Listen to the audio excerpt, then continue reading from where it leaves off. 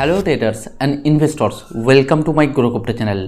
যদি বর্তমান সময়ে ক্রিপ্টো মার্কেটে অল্ট কয়েন এবং মিম কয়েনগুলোকে ভালো করে দেখেন, যেন লিমিট ক্রস করছে। মানে অল্ট কয়েন মিম কয়েনগুলো যদি 3টে স্টেপ এগোয় 10টা স্টেপ যেন পিছিয়ে পড়ছে। কিন্তু সেই জায়গা থেকে দাঁড়িয়ে বিটকয়েনের ক্ষেত্রে $1,02,000 থেকে $1,06,000 আশেপাশে আমরা মুভমেন্ট দেখতে পাচ্ছি। বিটকয়েনকে নিয়ে এর আগে সাধারণত আমাদের প্রচুর প্রাইস প্রেডিকশন রয়েছে আমাদের এই গ্রো ক্রিপ্টো চ্যানেলে। যারা রেগুলার বেসে গ্রো ক্রিপ্টোকে ফলো করেন তারা মোটামুটি মার্কেটের মুভমেন্ট সম্পর্কে বুঝতে পারেন। আজকের এই ভিডিওতে আমরা সাধারণত একটু অল্ট কয়েন এবং মিম কয়েনগুলোকে নিয়ে আলোচনা করব। বর্তমান সময়ে যদি দেখা যায়, অল্ট কয়েন এবং মিম কয়েনগুলো মার্কেটে এমন একটা প্যানিক ক্রিয়েট করেছে, মনে হচ্ছে যেন এই অল্ট কয়েন মিম কয়েনগুলো আগামী দিনে আর রিটার্ন দেবে না। ডে বাই ডে যদি ভালো করে দেখা যায়, মানে মার্কেটের সিচুয়েশন খারাপ থেকে খারাপতর দিকে পৌঁছচ্ছে অল্ট কয়েন এবং মিম কয়েন। বহু ভাই সাধারণত এই ফান্ডামেন্টাল নিউজ নিয়ে আমাকে কিছুদিন ধরে কমেন্ট করছিলেন যে দাদা, ফান্ডামেন্টালি স্ট্রং কয়েনগুলো সাধারণত বাইং করা সব থেকে বেস্ট। কয়েকজন সাধারণত আমাকে বলছিল। কিছুদিন আগে মেলেনিয়া কয়েন সম্পর্কে তারা আমাকে হাইলাইট করছিল। নাম্বার 2, ট্রাম্প কয়েন সম্পর্কে হাইলাইট করছিল। দাদা ফান্ডামেন্টালি খুব স্ট্রং, আগামী দিনে প্রচুর রিটার্ন দিতে চলেছে। এই কয়েন দুটোকে নিয়ে আমার এই গ্রো ক্রিপ্টো চ্যানেলে সাধারণত ভিডিও রয়েছে। বহু ভাই সাধারণত একটা খারাপ সিচুয়েশনের মুখে পড়েছে মেলেনিয়া কয়েনকে নিয়ে। আমি আপনাদের একটা কথাই বলছিলাম যে ভাই দেখুন, যে কোনো একটা কয়েন যখনই সাধারণত মার্কেটে একেবারে নতুন লিস্টেড হয় বা আসে, সেই কয়েনে কোনো রকম কোনো চার্ট তৈরি হয় না। মানে উইদাউট অ্যানালাইসিসে কোনো একটা কয়েনকে কী দেখে, আমার একটাই প্রশ্ন যে কী দেখে একটা কয়েনের সাধারণত বাইং বা ট্রেড করেন। তো এটা হচ্ছে আমার সবথেকে বড় প্রশ্ন। আপনাদের কি মনে হয় যে কয়েনটা সাধারণত নতুন এক্সচেঞ্জে জাস্ট লিস্টেড হলো, যার কোনো চার্ট নেই, তার কিসের উপর বেস করে সাধারণত সেই কয়েনে ইনভেস্টমেন্ট বা ট্রেড করা শুরু হয়? এটা সাধারণত আমার একটা আপনাদের কাছে জিজ্ঞাসা। আপনাদের যদি এর উত্তর জানা থাকে অবশ্যই কমেন্ট বক্সে এসে কমেন্ট করবেন। কিন্তু আজকের ভিডিওতে আমরা অল্ট কয়েন মিম কয়েনগুলোকে নিয়ে একটুখানি কথা বলবো, যেটা সাধারণত আমরা যে প্যানিকে রয়েছি, আদৌ কি বুল রান আসবে। দেখুন, বর্তমান সময় মার্কেটের সিচুয়েশন যদি বলা যায়, এটা সাধারণত আমার টেকনিক্যাল অ্যানালাইসিস বলে যে মার্কেটে ধরে রাখুন প্রচুর ট্রেডার বা ইনভেস্টার এখনও পর্যন্ত পেশেন্সের সাথে টিকে রয়েছে। মার্কেট চাইবে, যদি বলা যায় এই যে বটম অল্ট কয়েন মিম কয়েনগুলো বিশেষ করে যে পজিশনে বিলং করছে, এটা একটা বটম বলতে পারি আমরা বুল মার্কেটের। এই বটমে সাধারণত মার্কেট কিন্তু ওয়েট করে বা সাধারণত দেখে কতটুকু ধৈর্য আছে। তো এই জায়গাটাতে মার্কেটকে এতটা ভোলাটাইল করা হয় বা বটমে সাধারণত এই যে আপ অ্যান্ড ডাউন মনে হয় যেন পড়ছি, আবার হঠাৎ করে তুলে দেওয়া, আবার একটা ফোমো ক্রিয়েট করা, আরে না উপরে চলে যাবে, আবার নিচে ডাউন করা।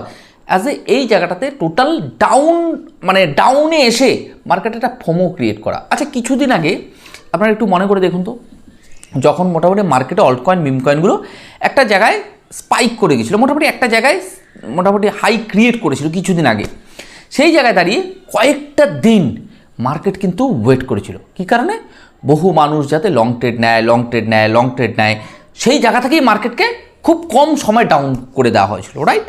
টেকনিক্যাল অ্যানালাইসিস যেটা সাধারণত উঠে এসেছিলো, আমরা তখন বিশেষ করে বিটকয়েনকে নিয়ে টেকনিক্যাল অ্যানালাইসিস করেছিলাম। কিন্তু বিটকয়েনের যে ডাউনফলটা হয়েছে, তার সাথে অল্ট কয়েন মিম কয়েনের ডাউনফলটা একেবারেই কম্পেয়ার করা যায় না, যেটা সাধারণত একটা আনএক্সপেক্টেড এত ভলিটিলিটিভাবে মার্কেটে অল্ট কয়েন মিম কয়েনগুলো ক্র্যাশ করানো হয়েছে, যেটা সাধারণত আনএক্সপেক্টেড। এর আগেও সাধারণত আমি আপনাদের বলেছিলাম যে দেখুন, অল্ট কয়েন মিম কয়েনে যারা সাধারণত টার্গেট রাখছেন, একটাই কথা বলবো ভাই, প্রফিট করা কিন্তু খুব মুশকিল। গতকালকে এই নিয়ে আমি একটা ভিডিও বানিয়েছিলাম যে ক্রিপ্টো নিয়ে খোলামেলা আলোচনা। তো আজকের ভিডিওতে আমি লিঙ্কও দিয়ে দেবো ডিসক্রিপশনে, আপনারা গিয়ে দেখে নিতে পারেন। সেখানে সাধারণত আমরা কী ধরনের আলোচনা করেছিলাম, যারা একেবারেই রয়েছেন এই গ্রো ক্রিপ্টো চ্যানেলে, যারা ক্রিপ্টো মার্কেটে নতুন রয়েছেন, মার্কেটকে না বুঝে না শুনে যদি আপনি এই মার্কেটে ঝাঁপ দেন, তাহলে এটা আমি বলতে পারি আজ হোক কাল হোক, যদি আপনি উপার্জন করেও ফেলেন, ওভারঅল না বুঝে যেমন উপার্জন করেছেন তেমনি না বুঝেই কিন্তু সব হারিয়ে ফেলবেন। তো একটাই কথা বলবো ভাই, মার্কেটে শেখা দরকার রয়েছে। আর বর্তমান সময়ে অল্ট কয়েন মিম কয়েনগুলো একটা কথা বলতে পারি একেবারে বুল রানের বটমে রয়েছে। এই জায়গায় মার্কেটকে ম্যানুপুলেশন করে মার্কেট একটুখানি হয়তো সময় নেবে। যদি বলা যায় আমরা ফেব্রুয়ারি মাসের ডেটটা বলবো, যেটা সাধারণত অ্যানালাইসিসে বলে, একটু আমরা বলে দিই, যেটা সাধারণত আমার ব্যক্তিগত প্রাইস প্রেডিকশানে বলে, এটা আমার ব্যক্তিগত প্রাইস প্রেডিকশান। ওকে, ফেব্রুয়ারি মাসে ধরে রাখুন 12 তারিখ, 10 থেকে 12 তারিখের পর থেকে আমরা মার্কেটে যে প্যারাবলিক বুলরান যেটাকে বলবো বা যে মুভমেন্টটা বলবো, সেটা অন্তত দেখতে পাবো, এটা আশা করা যাচ্ছে। কারণ চার্ট কিন্তু পরিবর্তনশীল, প্রতি মুহূর্তে চার্টের উপর কিন্তু নজর রাখতে হবে। আর আমি যেহেতু প্রতিদিনই প্রাইস প্রেডিকশান করি, তো মাঝে মাঝে আমার মনে হয় একটু প্রাইস প্রেডিকশান থেকেও কিছু আমরা একটু আলোচনা করা বা ডিসকাস করা মার্কেট সম্পর্কে, তাহলে এতে কি হয়, মার্কেটের সেন্টিমেন্টটা বোঝা যায়। প্রতিদিন যদি আমরা ওই একই রকম টাইম ফ্রেমে অ্যানালাইসিস করি, এটা আমার মনে হয় না ভালো লাগে। তো মাঝে মাঝে আমাদের মধ্যে একটুখানি সাধারণত আলোচনা করা দরকার মার্কেটের পরিস্থিতি, alt coin, meme coin, bitcoin এবং সাথে পোটেনশিয়াল কয়েনগুলোকে নিয়ে। যদি বলা যায় পোটেনশিয়াল কয়েনগুলো আজ থেকে 2 মাস আগে, নভেম্বরের একেবারে যদি বলা যায় শুরুতে বা অক্টোবরের একেবারে শেষের দিকে, আমরা যেই জায়গাটাতে সাধারণত বাইং জোন নিয়ে আলোচনা করেছিলাম, বাইং জোনে কিন্তু সেই পোটেনশিয়াল কয়েনগুলো কিন্তু এখনও স্টিল নাও কিন্তু আসেনি। হ্যাঁ, মার্কেট ডাউনফল হয়েছে সামান্য পরিমাণে। যদি আমরা উদাহরণস্বরূপ বলি, আমরা আজ থেকে 2 মাস আগে যদি আপনারা ভিডিওগুলো দেখেন বুঝতে পারবেন, বিশেষ করে আরবিট্রাম, ডজ কয়েন, তারপরে ধরে রাখুন এআরবি, তারপরে ধরে রাখুন আরও আছে এডিএ, তারপরে হচ্ছে ডট কয়েন, এরকম প্রচুর কয়েন রয়েছে। আমার এক্স্যাক্ট এখন মনে নেই সেই কয়েনগুলো কিন্তু একেবারে সেই বাইং জোনে কিন্তু আর রিপিট আসেনি। হ্যাঁ, মার্কেটে একটা কথা আপনাদের বলি না, যদি কেউ 100% রিটার্ন জেনারেট করে, 40%, 50%, 30% এই মার্কেটে আপনারা ডাউনফল দেখতে পাবেন। কিন্তু অল্ট কয়েন, মিম কয়েনগুলোর ক্ষেত্রে 4x যদি রিটার্ন জেনারেট করে, তো 4xেই আমরা কিন্তু ডাউনফল দেখতে পাই। তো বি কেয়ারফুল যারা সাধারণত এই যে ফিউচার, অল্ট কয়েন, মিম কয়েনগুলোতে করছেন, খুব রিস্ক ম্যানেজমেন্ট করে আমার লিকুইডিটি কোথায় থাকতে পারে বা আমি স্টপ লস কোথায় রাখতে পারি। আর বিশেষ করে স্টপ লস রাখবেন, অল্ট কয়েন, মিম কয়েনগুলো ট্রেড করতে গেলে আপনারাও স্টপ লস হিট করাবেই। 10টা ট্রেডের মধ্যে 9টা ট্রেড, 7টা 8টা ট্রেড হিট করিয়ে দেবে। ওকে, তো এই জায়গায় সাধারণত খুব কনফিউশনে থাকে, স্টপ লস সাধারণত রাখবো কি রাখবো না। স্টপ লস রাখলেও আপনার রাতের ঘুম কেড়ে নেয়। দেখা যাচ্ছে লিকুইডিটি 0 রেখে অনেক সময় ট্রেড করলে, হ্যাঁ না ঠিক আছে ট্রেড ঠিকঠাক চলছে, আমাকে মার্কেট কিছু করতে পারবে না, এই জিনিসগুলো হয়। তো ওভারঅল এটুকু বলতে পারি, আমরা যে অল্ট মিম সিজনের মধ্যে রয়েছি, যারা সাধারণত এই যে বুল মার্কেটের জন্য আমরা ওয়েট করছিলাম, সেই সিজনটা আসবে। এখনও বলছি, এই যে মার্কেট ধৈর্য হারা করে তোলা, মানে জানেন তো, বটমে এমন একটা সিচুয়েশন ক্রিয়েট করা যাতে 90%, 95% লোক সিস্টেম ছেড়ে দিয়ে চলে যায়।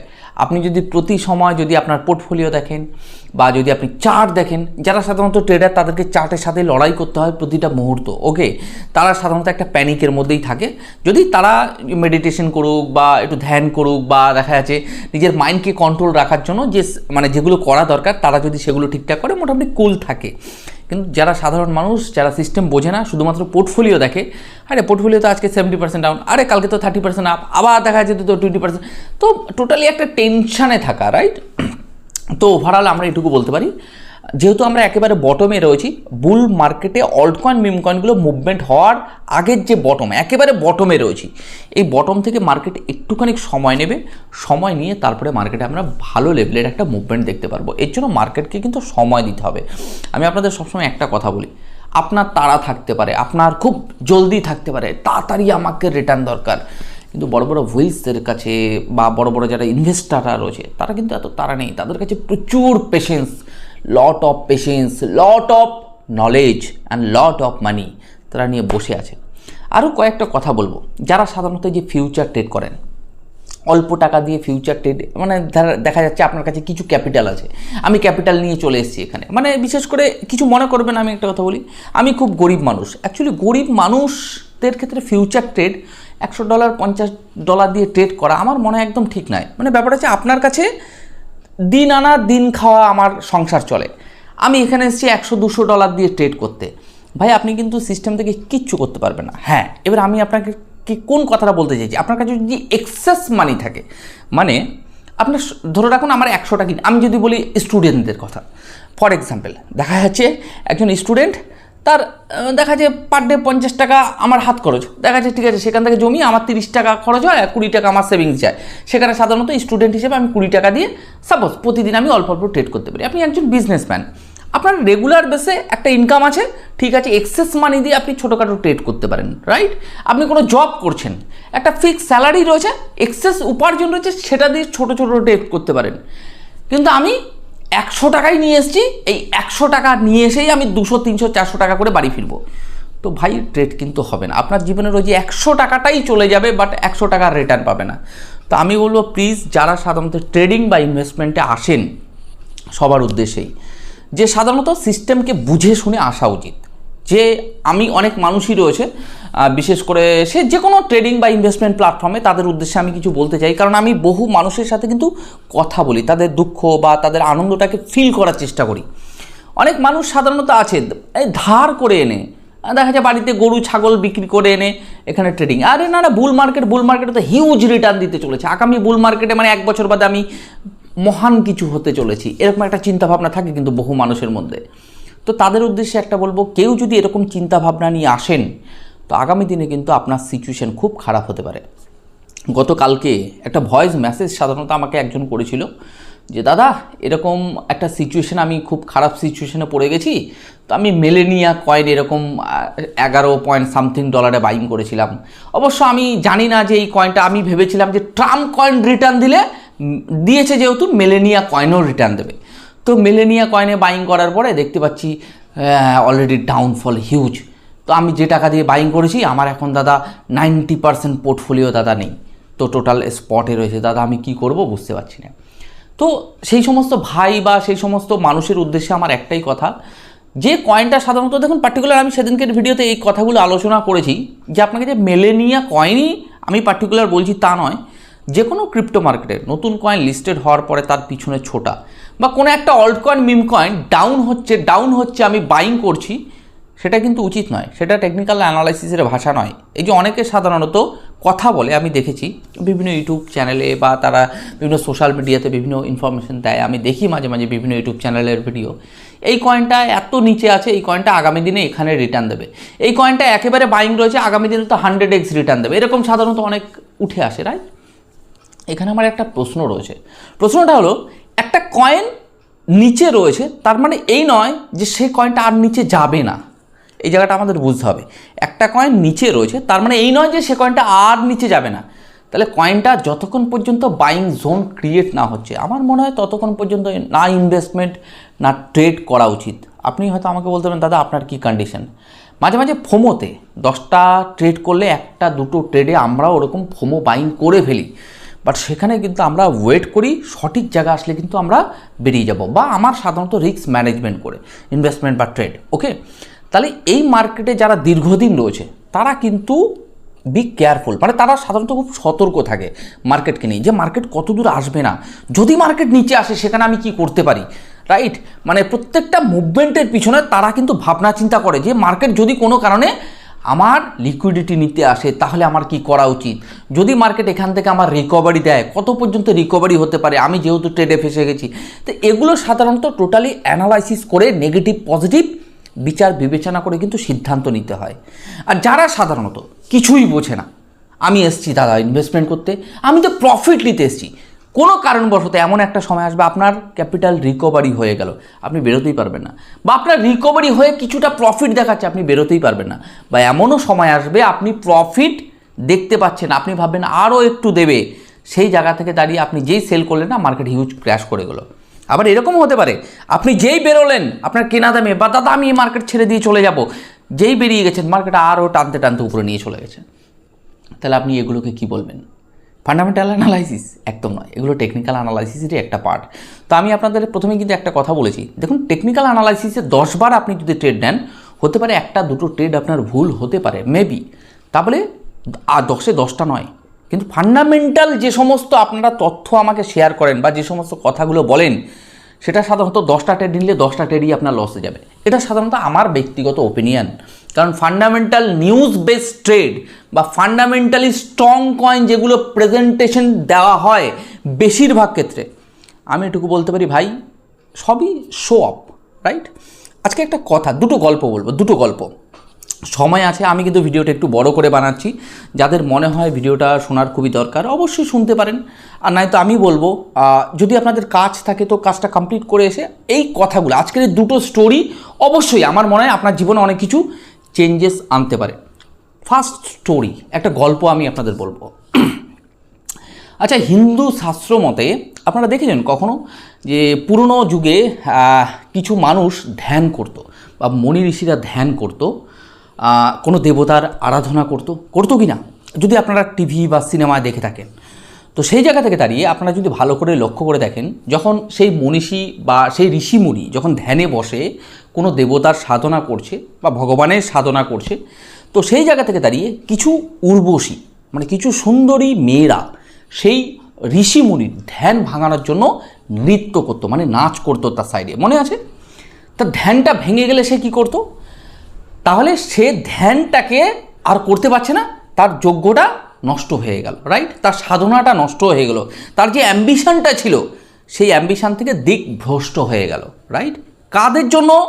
এই উর্বশী বা নর্তকীতির জন্য, রাইট? সুন্দরী নারীদের জন্য।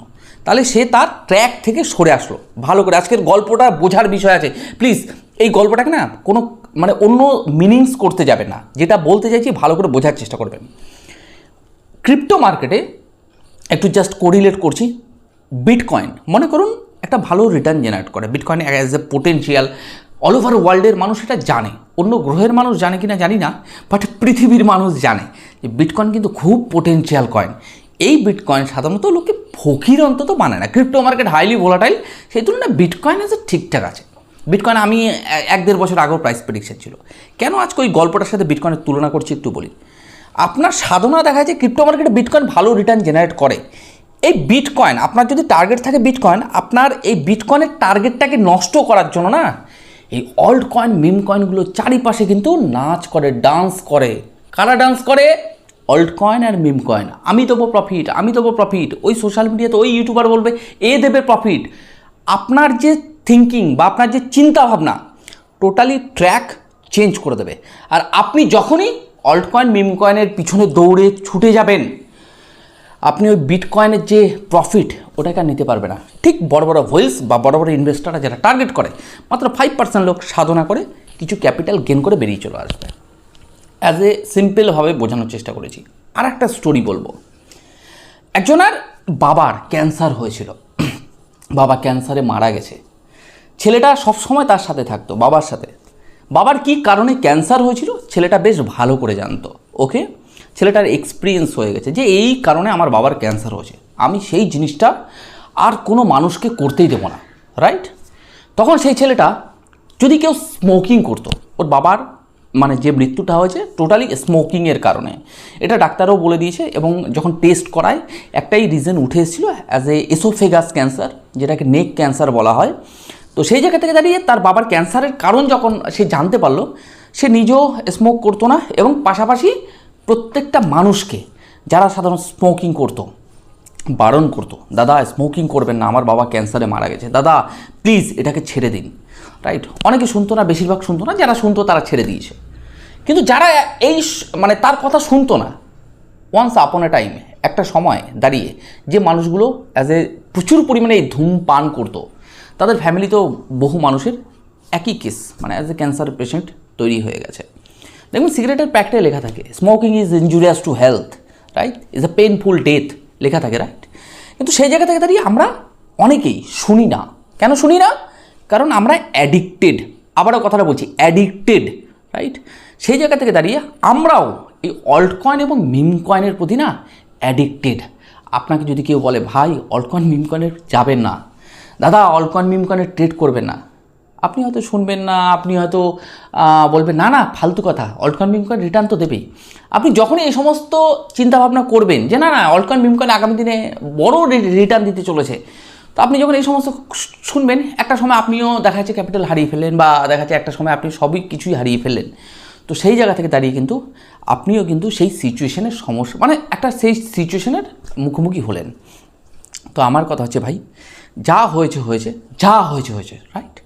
একটা সময় রিকভারি হলো বা একটা ভালো রিটার্ন বুক করে না, আমার মনে হয় অল্ট কয়েন মিম কয়েনগুলোকে একটু দূরে সরিয়ে রেখে শুধুমাত্র বিটকয়েনের উপর ভালো করে যদি টেকনিক্যাল অ্যানালাইসিস করেন, মার্কেট স্ট্র্যাটেজিটাকে বোঝেন, সেন্টিমেন্টটাকে বোঝেন, তাহলে আমার মনে হয় সব থেকে আপনার লাইফে এগিয়ে যেতে পারবেন। যেটা আমার ব্যক্তিগত ওপিনিয়ন। দেখুন কালকের ভিডিওটা করেছিলাম খোলামেলা আলোচনা, আজকের ভিডিওটা কেন করছি, মার্কেটের যা সিচুয়েশন, প্রত্যেক মানুষের মেন্টাল কন্ডিশনটা এখন বর্তমান সময়ে বুঝতে হবে। আমি আপনাদের নেগেটিভ দিচ্ছি না, বাট যেটা বলছি যাতে এই যে বর্তমান সময় যে সিচুয়েশনটা আপনার মনের মধ্যে তৈরি হয়েছে বা যে ফিয়ার, যে প্যানিকটা ক্রিয়েট হয়েছে, এই প্যানিকে যাতে সেকেন্ড টাইম পড়তে না হয়, রাইট? আজকে যে কথাগুলো বলেছি আশা করি আপনারা বুঝতে পেরেছেন আমি কি বলতে চেয়েছি।